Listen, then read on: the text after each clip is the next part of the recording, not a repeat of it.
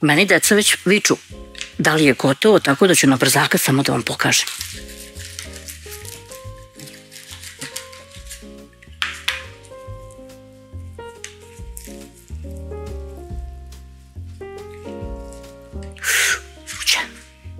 U posudu za mešanje stavljam 750 grama mekog brašna. Dodajem jednu kašičicu soli pa to promešam.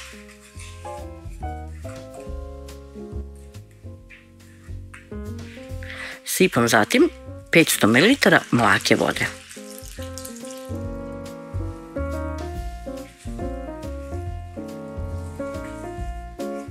Mešala sam sve dok ova cijela masa nije postala nešto tvrđa, tačnije nije suviše lepljiva i može da se mesi.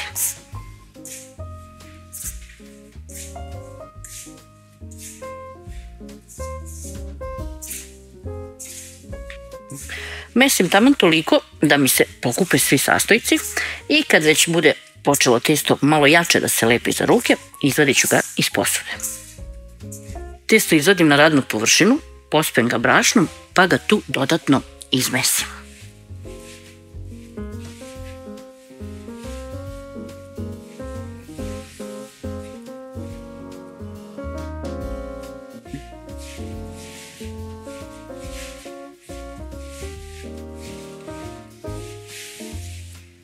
Postepeno posipate 50 grama brašna i u isto vrijeme mesite. Kada utrošite i tih 50 grama brašna, testo će biti umešeno. Vrijeme mešanja je između 5 i 10 minuta, zavisi koliko ste stručni.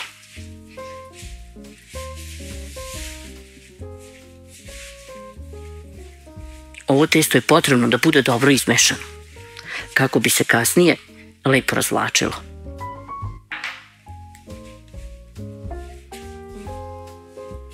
Brašno, so, voda i strpljenje mešanja. I to je sve. Testo možete da mesite sve dok ne osjetite da je površina potpuno glatka. Kada je dobro umešano i kada se gluten povezao, testo treba da vam izgleda ovako. Da ima glatku površinu. Onda je ono dobro umešano. Delim ga zatim na 12 dijelova.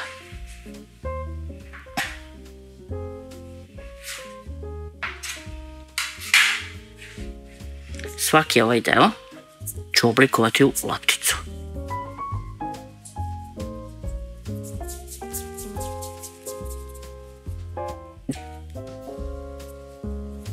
Dok ovo radite, ako vam se testo lepi za ruke previše, niste ga dobro umesili. Ukupno je utrošeno 800 grama mekog brašna.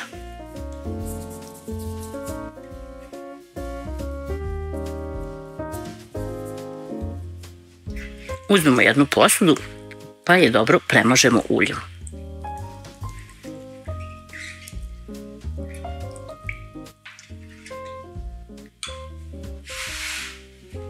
Uzmemo zatim prvu kuglicu i ovako je rukom stisnemo.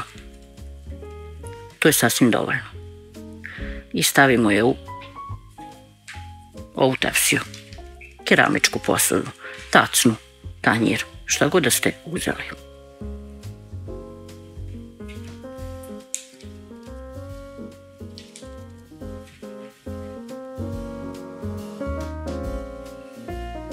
Premažemo i zatim uljem.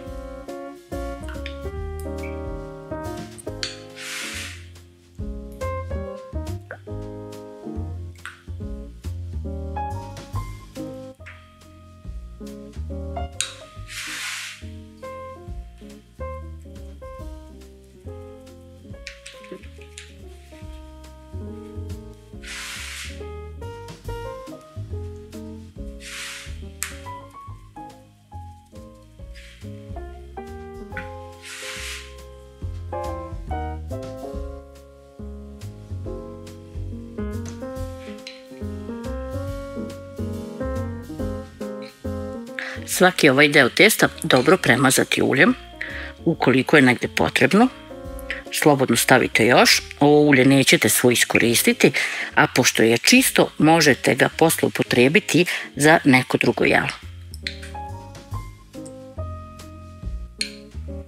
Kada premažemo, ostavljamo da odstoji ovako sat vremena. Dok nam testo odstoji, pripremimo nadev. Ovdje imam nekih 700-800 grama krompira koje sam ogulila, a zatim izblendirala. Najbolje je kada se krompir isecka, ali nekako je to dugačak proces, pa ga ja onda izblendiram, pa imam i sitnih i krupnih komadića, mada možete i samo da ga izrendate. Dodajem 400 do 500 grama mlevenog mesa i jednu veliku glavicu crnog luka.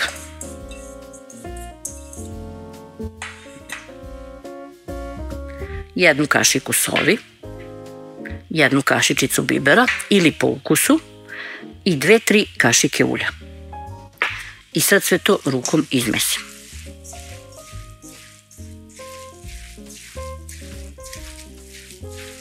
Količinu mesa i krompira možete sami da korigujete. Testo kada odstoji, radnu površinu, sto, dasku, na čemu god da radite, premažete uljem. Površina mora biti glatka kako bi se testo lako razvuklo.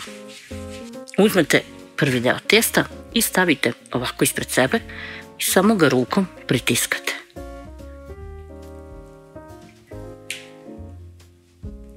Vidjet ćete sami koliko to lako ide. Možete i ovako.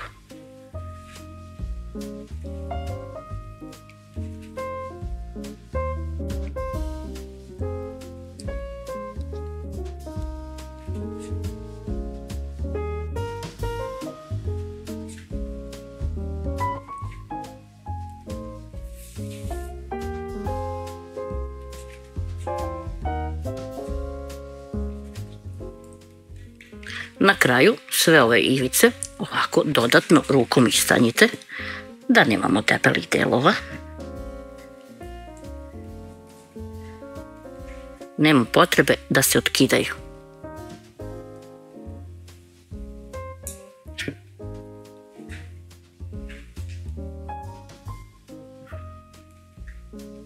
Uzmemo malo nadeva pa pobacamo ovako svuda pomalo.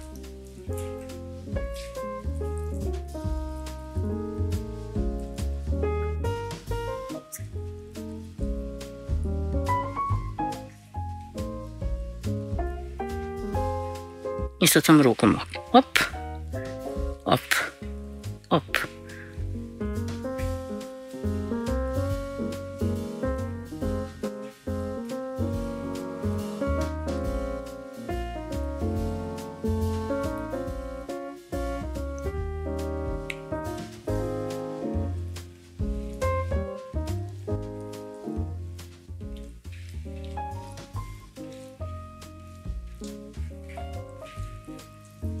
Evo ovako ovdje. I sad ovako samo piticu uvijemo. Pa je prebacimo u pleh. Uzimam drugi deo testa. Pa sad ako onako ne umete, možete i ovako. Stavite kesu preko. I ovako vučete. Levo i desno. Otprilike na tu širinu i onda ovako gore i dole.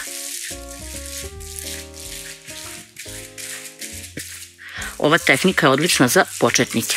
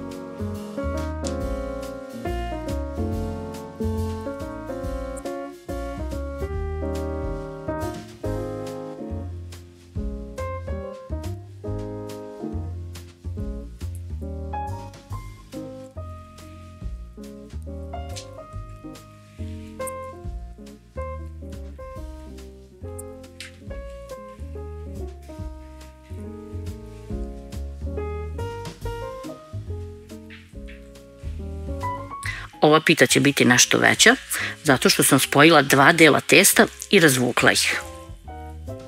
Možete da uradite i tako, onda ćete dobiti onu deblju pitu.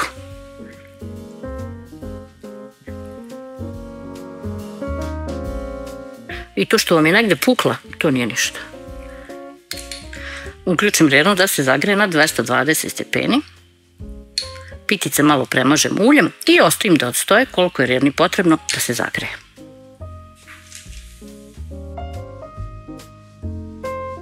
Vreme pečenja je oko 30 minuta.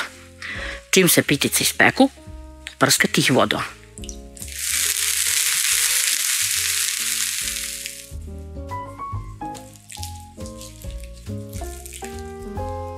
Još uvek su vruće, ali deca ne mogu da sačekaju, tako da ću brzo da vam pokažem i da im nosim da ručkaju.